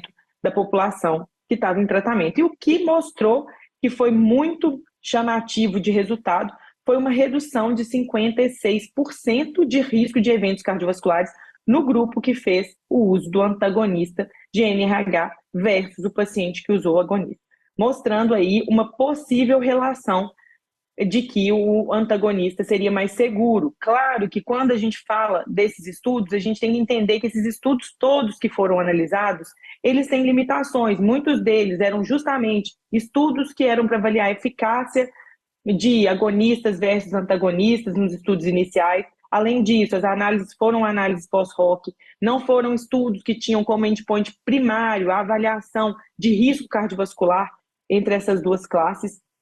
Então, ainda assim, teve-se essa hipótese, isso realmente aumentou aí a nossa atenção. Em 2010, como o próprio Dr. João já havia dito, o próprio FDA já tinha colocado um black box falando que aumentava o risco de eventos cardiovasculares. Todas as sociedades em si, tanto da urologia, da oncologia, da cardiologia americana, colocaram em seus guidelines uma atenção especial para esses pacientes que estavam em uso de terapia de deprivação androgênica.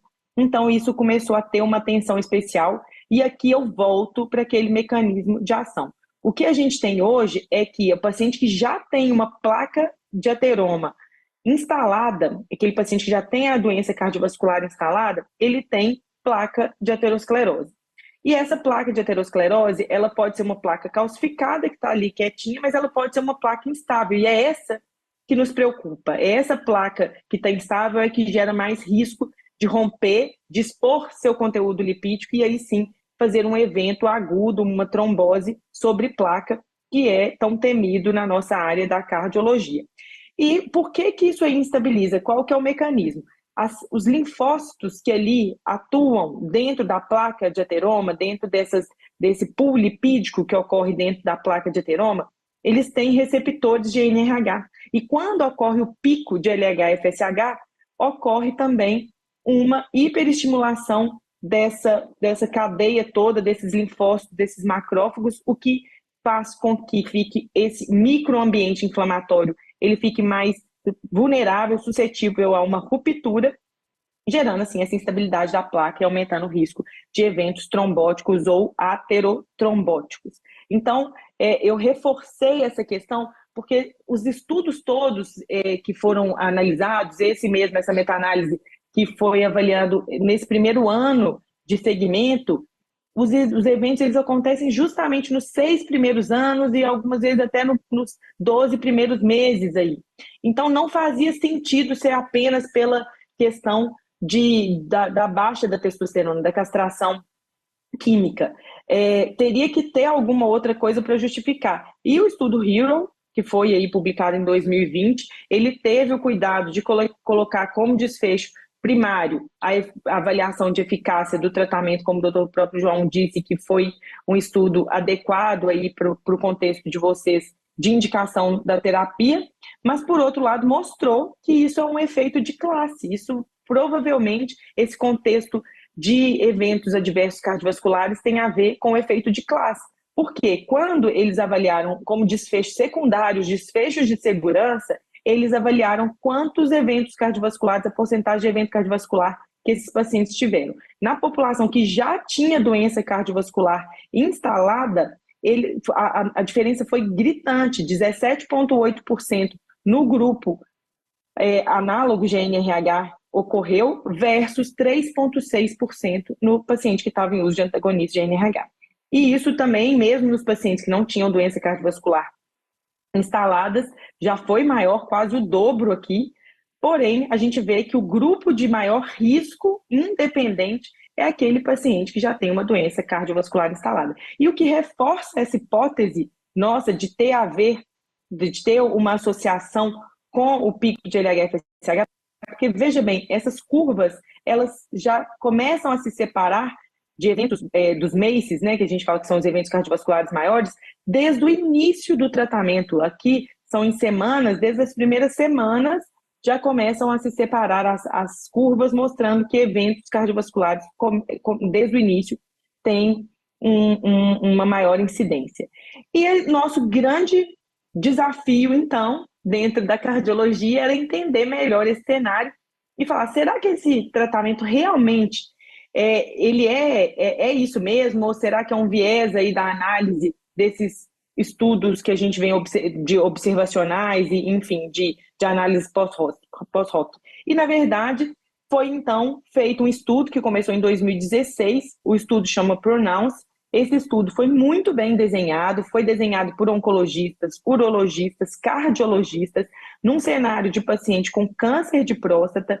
O paciente, então, tinha que ter como critério de inclusão o câncer de próstata e já uma doença cardiovascular instalada, que eles consideraram como um infarto prévio ou uma estenose carotídea, doença carotídea instalada, ou doença arterial periférica instalada também, com obstruções acima de 50% da luz do vaso ou um índice tornozelo braquial menor que 9. E esse estudo, então, comparou o Degarelix versus o Leuprolide durante um ano. E o que foi que esse estudo mostrou? Mostrou que não houve diferença entre os grupos. E isso causou bastante espanto, e quando a gente tem que avaliar ali o que esse estudo mostra de fato, a gente vê que foi um estudo com muitos viés que a gente tem que levar em consideração, porque ele não respondeu a nossa pergunta clínica. Esse estudo ele foi desenhado inicialmente para um cálculo amostral acima de 900 pacientes, era acima de 900 pacientes, e ele só conseguiu recrutar 545 pacientes. Então, a gente não tem poder, primeiramente, para poder confirmar esse achado que teve esse estudo. E fora isso, esse estudo ele foi interrompido precocemente, ele começou em 2016, foi publicado em 2021, a gente teve um período aí de pandemia e o estudo foi então os autores optaram por interromper ele precocemente, e a gente teve também um caso muito grave nesse estudo, que esses pacientes eles foram muito bem tratados. O fato de ter feito um estudo desenhado por oncologistas, urologistas e cardiologistas, e esses pacientes terem sido acompanhados de perto por cardiologistas, isso fez com que os pacientes tivessem muito menos eventos cardiovasculares e que não conseguisse contemplar o que foi previamente estipulado para a gente poder responder nesse estudo clínico. E aqui a gente sabe que nesse estudo, quase 84% dos pacientes estavam em uso de estatina, 73% dos pacientes estavam em uso de inibidores do sistema renina-angiotensina-aldosterona, 69% estavam em uso de beta-bloqueadores, o que não é a nossa realidade. Esse estudo, que ele é basicamente canadense, ele é o estudo Radical PC, que está ainda em andamento, em análise. Eles já soltaram uma análise inicial, que era uma análise transversal desse estudo prospectivo em pacientes com câncer de próstata, no qual a análise foi de um N de 2.800 pacientes, a maioria sim é pacientes do Canadá, mas tem pacientes do Brasil, tem 60 pacientes do Brasil, 6 de Israel, 6 da Austrália, mostrou que os pacientes, esses foram os fatores de risco que eles avaliaram, esses 5 fatores de risco, tanto a circunferência quadril, circunferência cintura quadril para análise, a relação, pressão, hipertensão arterial, colesterol, LDL, o sedentarismo, o uso de tabaco, e eles consideraram que se os pacientes tinham mais de três desses fatores de risco não controlados, eles iriam pontuar para esse grupo, e eles 51% tinham mais de 3 fatores de risco não controlados. E quando a gente olha em relação à análise geral, quase 100% desses pacientes tinham pelo menos um fator de risco descontrolado durante o período aí do segmento. O que mostra que esse estudo não mostra exatamente a nossa população, muito menos a população brasileira, que a gente sabe que pelos contextos sociais que a gente tem, pelos cuidados de saúde que ainda assim são limitados no Brasil quando comparados com outros países, como a Austrália, Canadá, Israel, a gente sabe que provavelmente a nossa realidade ainda é pior que isso, mostrando que a população estudada no Pronounce não faz associação com a nossa real população. E aí, agora, recentemente, no final do ano passado, foi publicada essa meta-análise, inclusive de alguns dos autores do Pronounce, que colocou agora dentro dessa meta-análise já os estudos, tanto o Hero quanto o Pronounce, que nas outras meta-análises ainda não estavam, por serem meta-análises mais antigas.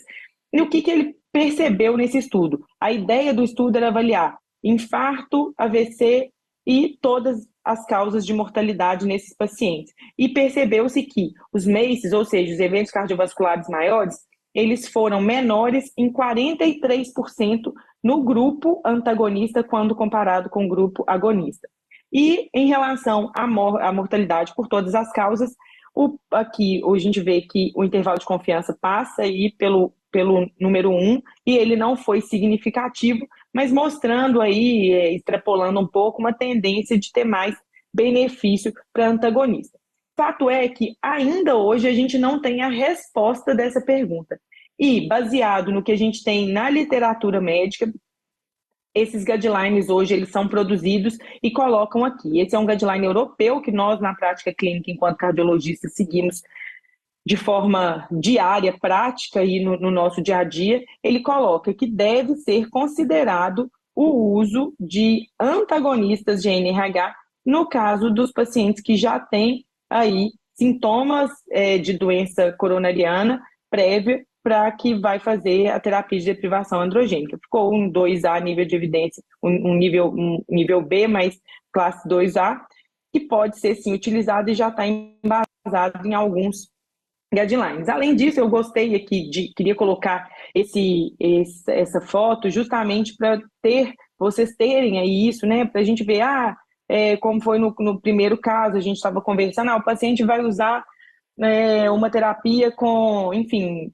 goserelina, que aumenta o risco de diabetes, aumenta o risco de insuficiência cardíaca, de infarto. Então, a gente consegue ter ali uma ideia, propriamente quando a gente falou da biraterona. A biraterona é uma terapia que tem muitos eventos adversos, aumenta o risco de fibrilação atrial, como era o caso do primeiro paciente, aumenta o risco de insuficiência cardíaca, aumenta o risco de descontrole do diabetes, e ele era diabético, aumenta o risco de hipertensão.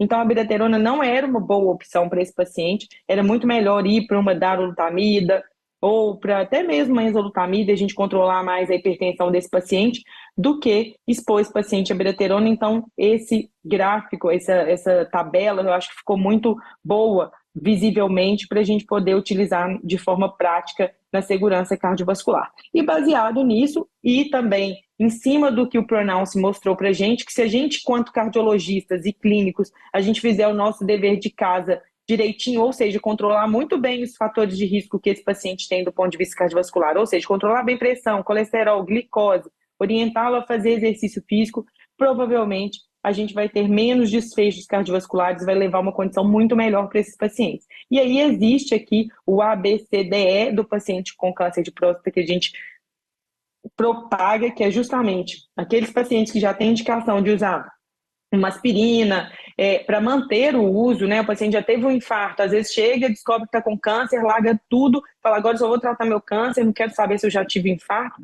e aí vai lá e infarta, porque largou o tratamento com estatina, largou o tratamento com aspirina.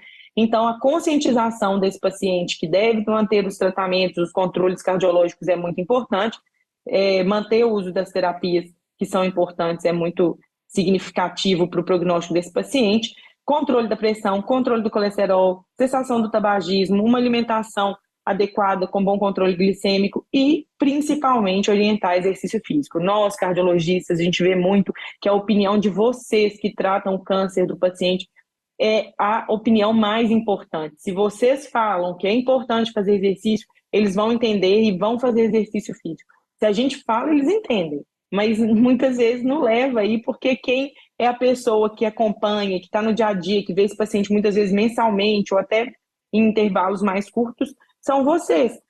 Então, ter essa orientação de que fazer o exercício físico é muito importante. A gente sabe que o exercício físico reduz a inflamação do corpo, melhora a disposição desse paciente. Esses pacientes que muitas vezes são sarcopênicos, melhora ali a disposição, ele tem mais uma melhora da qualidade de vida como um todo. Então, isso é muito importante que seja estimulado por vocês. E como mensagens finais que eu queria deixar sobre esse assunto, é que o câncer de próstata ele divide muitos fatores de risco com a doença cardiovascular, eles andam juntas. Hoje a gente tem um conceito dentro da cardiologia, que é a cardio-oncologia reversa. A gente às vezes pergunta, será que um paciente com câncer de próstata, ele não leva a maior risco cardiovascular? E o paciente que tem doença cardiovascular, ele não aumenta o risco de câncer de próstata? E isso hoje os estudos já começam a mostrar que isso tem uma relação. A base inflamatória, isso aumenta muito o risco de piora da oncogênese, assim como piora muito o risco de produção de doença aterosclerótica. Tanto é que tem estudos dentro do contexto da próstata que o uso de aspirina, que o uso de metformina poderia reduzir o risco de câncer de próstata. Além disso, a estratificação de risco cardiovascular pré-operatória, ela é uma estratificação de risco que ela deve ser feita. Eu sei que não é a realidade de todos de ter um cardiologista que pode avaliar ali, mas o cuidado de, às vezes, ver um Doppler de carótida do paciente, de ver nas tomografias aqueles achados incidentais de ateromatose, isso já ajuda muito a entender quem que é o paciente de mais alto risco, que a gente tem que ter uma atenção especial. Além disso, compartilhar quando possível, se o cardiologista estiver no caso, compartilhar com o cardiologista a possibilidade, será que nesse caso o uso do antagonista versus o análogo de NRH vai ter benefício? Será que é um paciente que a gente tem que correr atrás aí de dar essa medicação? Assim como o cuidado multidisciplinar é imprescindível, perseguir os fatores de risco cardiovascular, muitas vezes o paciente só tem a oportunidade de acompanhar com o oncologista ou com o uro-oncologista, é importante tentar ver se esse colesterol do paciente está bom, está na meta. O paciente com doença cardiovascular instalada, ele tem que ter meta de LDL abaixo de 50 se ele já teve infarto. Isso é muito difícil da gente ver, então assim, tem que orientar a tomar estatina mesmo, tem que estar com bom controle do colesterol. Então, correr atrás desse ponto. E a gente sabe que os estudos ainda nesse contexto de terapia de deprivação androgênica, ele ainda está em andamento. A gente tem agora um novo estudo que já está em andamento para poder responder novamente essa pergunta. Ainda são limitados, mas baseados na nossa literatura atual, o que a gente ainda tem de melhor condução clínica é isso, aqueles pacientes que têm mais alto risco cardiovascular, ou o paciente já tem doença cardiovascular instalada, avaliar o uso de antagonistas GNRH para que a gente tenha um menor risco de instabilização de ateromatose e, consequentemente, de risco cardiovascular. Acho que eu falei muito, era isso, deixei aqui os meus contatos, eu fico à disposição para a gente conversar mais, tirar dúvidas mesmo depois dessa aula, e obrigada pela atenção. Patrícia, parabéns pela aula, excelente, né? Vejo você falar, dá vontade de ter um cardiologista do meu lado toda vez que eu prescrever um tratamento nos nossos pacientes, tá? Vou trazer alguns pontos do que você falou aqui, me chama muita atenção a parte do estudo HERO, onde você coloca claramente que talvez um dos motivos do ADT do antagonista ser superior ao agonista no fato de evento cardiovascular, seu pico de LH e FSH. Mas é interessante que no estudo Hero você vê que isso se manteve, né, ao longo do tempo. Não foi um pico de piora, Uhum. depois ficou igual, né? Então, assim, não, ele se manteve o tempo inteiro melhor, né? Com menos eventos cardiovasculares maiores. Isso deve estar relacionado a algumas outras coisas que a gente ainda não tem um amplo domínio, né? Provavelmente, não só o pico do LH e FSH. Agora eu queria fazer uma pergunta para você, Patrícia. A gente colocando isso na prática, no nosso contexto de tratamento oncológico, muitas pessoas não têm acesso a um cardiologista, principalmente um cardio-oncologista como você, é muito raro, né? Não é, hoje você conta de dedos no Brasil as pessoas que fazem essa subespecialidade. Paciente com câncer de próstata que chega no nosso consultório, no consultório do oncologista, no consultório do João, o que é que você recomendaria, né, que nós fizéssemos? Exames, né, um acréscimo de tratamento, uma estatina, que você falou, um, uma aspirina, um clopidogrel, em alguns casos, ou outro anticoagulante, como o Xarelto, a Sabana. O que você falaria para esses oncologistas que não têm um acesso a um cardiologista próximo, né? Exames, medicamentos preventivos, o que é que você nos poderia ajudar nesse cenário? Assim, não existe uma receitinha de bolo, né? Cada paciente tem sua individualidade, tem sua história clínica. Então, o que eu acho mais importante é a gente ser mais permissivo no uso da estatina. Então, aquele paciente que já foi visto que tem uma doença aterosclerótica, seja ela qual for, olhar, né? Olhar o exame. A gente pega o exame de imagem, às vezes está lá o laudo, aí você já olhou, já viu o tamanho, tudo. Não, o ideal é a gente dar uma olhada. Viu que está lá tudo branquinho, né? Nas tomografias, pode saber, esse paciente ele tem que estar com estatina, a gente tem que estabilizar a placa de gordura desse paciente, que é ela que vai instabilizar, é ela que vai aumentar o risco nesse cenário. Então, o primeiro ponto que eu falaria era estatina. E o AS? Bom, AS para prevenção primária, aspirina para prevenção primária, só naquele paciente diabético, por exemplo, isso caiu por terra. Nos últimos anos, mostram-se que, nos estudos, que aumenta o risco de sangramento e não protege tanto assim. O que protege, de fato, é a estatina de alta potência, seja ela rosuvastatina, atorvastatina, e tentar seguir a meta de colesterol ideal para esse paciente, né? E ele já é de alto risco, é abaixo de 50, se ele nunca teve evento, pelo menos abaixo de 70. Está cheio de ateromatose, mas tem que ser abaixo de 70 de LDL para a gente conseguir ter um bom controle. Fora isso, se é possível acrescentar na propedêutica que vai ser feita para esse paciente inicialmente um Doppler de carótida, isso ajuda, porque você já vê se esse paciente tem mais risco. A gente falou em várias vezes aqui de risco de AVC, isso é o nosso estratificador de risco para AVC. Então, colocar um Doppler de carótida quando possível é bom que você consegue ver melhor esse paciente. O contexto do uso dos anticoagulantes, eles ficam muito restritos, e aí eu falo do apixaban, né, o rivaroxaban, que é o Xarelto, ele quis da heparina ali de baixo peso molecular, isso fica muito restrito no cenário de trombose em si. E também não é isento de efeito adverso, né? Uma medicação que sangra mais também. E ela não vai reduzir tanto o risco. Então, nesse cenário que o problema é doença aterosclerótica, eu volto a bater na tecla. A gente vai muito mais para o exercício físico, statina, controle da glicose, pressão, colesterol, é fazer ali o nosso dever de casa do clínico, sabe? Correr atrás de estar com uma glicose controlada, uma pressão controlada, fazer o exercício físico para a gente tentar melhorar o cenário desse paciente. Não sei se eu consegui te responder. Não, foi muito claro assim. Muito obrigado. João, você está convencido hoje de que paciente com risco cardiovascular, hoje, o antagonista da Galerix, ele é o indicado? Quais são hoje os critérios que você utiliza para preferir um antagonista em detrimento de um análogo? Bem, é o que a gente, só uma discussão quase que filosófica aqui, né? O que mais mata no mundo é a doença cardiovascular, né? E toda discussão sobre sobrevida câncer específica ou sobrevida global, quando a gente vai no congresso e fala, mas esse medicamento não aumentou a sobrevida global do paciente com câncer. Por quê? Porque ele estava na fase aguda da doença oncológica e nós temos uma série de medicamentos que ele pode fazer para segurar a doença dele.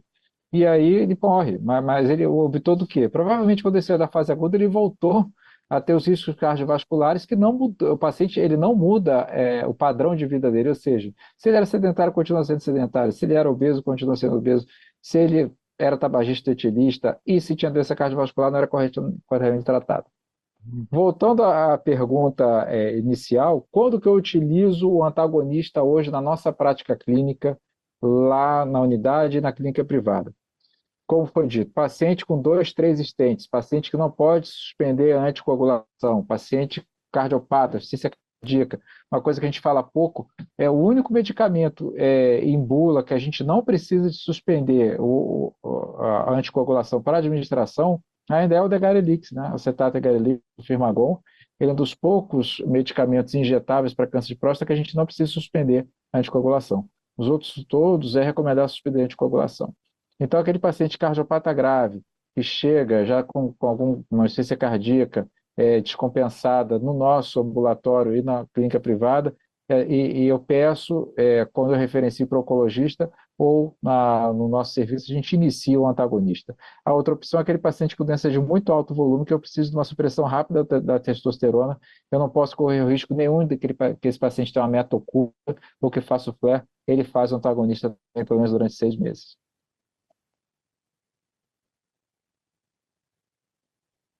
Seu som tá desligado, seu Tá bom, tá mutado. não atrapalha. Obrigado. Eu vou deixar aberto ainda para perguntas via chat, do nosso público que está assistindo. Mas gostaria de ouvir de vocês dois as mensagens finais, né, que vocês podem deixar para quem está assistindo. Nosso público aí, você tem urologistas, você tem oncologistas, radio-oncologistas, residentes de modo geral. Queria a mensagem final de vocês dois para esse público que está nos assistindo. Posso começar falando? As damas primeiro. A dama. Obrigada. A minha mensagem final é justamente de enxergar o paciente como um todo. Eu acho que é uma grande dificuldade, né? A gente tem tanta coisa para falar só da nossa área, tanta coisa que a gente tem que definir para aquele paciente já, né, para o tratamento aí para vocês, para o tratamento do câncer de próstata.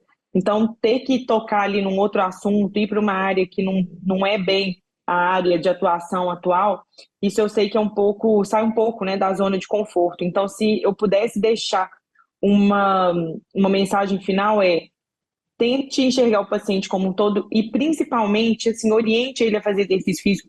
Se a gente não somente fala, é mudança de hábito de vida, o paciente não vai mudar. Ele não entendeu que aquilo ali é tão importante, mas se tirar um tempo, numa das consultas, chegar e falar assim, olha, você tem que fazer 150 minutos de exercício físico aeróbico semanal, pode ser uma caminhada, tem que ter musculação, você vai melhorar a sua qualidade de vida. A gente sabe que o tratamento já traz efeitos adversos, isso vai diminuir seus efeitos adversos, você vai ter menos fadiga, menos cansaço, menos depressão. Isso vai melhorar a sua condição clínica. Então, assim, explicar, né, convencer, levar aquela conversa ali como um ponto importante, isso faz diferença para o paciente como um todo. O paciente ele não pode, assim, né, tá curado, tá ótimo do câncer de próstata e morrer de doença cardiovascular. Então, eu acho que é justamente esse o ponto, né? Eu acho que é enxergar o paciente como um todo, se a gente puder usar a multidisciplinaridade nesses casos, de encaminhar ali para um clínico, para um cardiologista que vai dar essa assistência, isso vai fazer um bem para o paciente. Então, a conversa aqui, né, assim, minha mensagem final é essa, assim, pensar nele como um todo. Bom, perfeito. A conscientização do diagnóstico do câncer de próstata aumenta a prevalência do câncer de próstata na população. No entanto, o que a gente discute é que os pacientes não morrem do câncer de próstata, eles morrem de outras causas. Então, como a Patrícia explicou, não adianta a gente oferecer para o paciente um arsenal imenso de tratamento, desde a cirurgia robótica, no nosso caso, a radioterapia, hormonoterapia, se esse paciente não pensar em melhorar a sua qualidade de vida como um todo e também aumentar a sua sobrevida global com mudanças, como a Patrícia explica, de atividade, de dieta, terapia e ter uma vida mais saudável também. O câncer o câncer de próstata nesse caso vai ser só um fator agravante para essa sobrevida desse paciente. Eu vou pedir desculpa porque eu não falei a última coisa. Eu queria muito agradecer o convite para eu estar participando desse evento. Eu fiquei muito honrada de ser uma cardiologista para falar para vocês. Fiquei muito feliz da gente ter esse espaço aqui, então agradeço o convite e parabenizo pelo evento sensacional que vocês organizaram aí. Eu também agradeço o convite, agradeço o início da apresentação, agradeço ao final também, excelente iniciativa. Pessoal, foi uma excelente noite de discussão, aprendi muito com vocês dois. Tá? Patrícia e João, casa de vocês, né? Sinta-se à vontade. Vamos fazer novos eventos, com certeza. Tá? Já vou anotar aqui futuros eventos, nome de vocês para a gente estar juntos. Independente, né, de ser Norte, Nordeste, Rio, Minas, né? O que importa é a gente estar trocando informações e evoluir no tratamento, né, oncocardiológico, digamos assim. Bom, pessoal, uma boa noite a todos. Obrigado mais uma vez a presença de Patrícia, do João, todos que estão assistindo a gente. O pessoal ficou meio tímido, viu? Não quiseram fazer perguntas aqui no chat, ou foram todas esclarecidas por Patrícia e pelo João aqui. Bom, uma boa noite a todos. Patrícia, João, muito obrigado mais uma vez. Obrigado, boa noite a todos. Boa noite.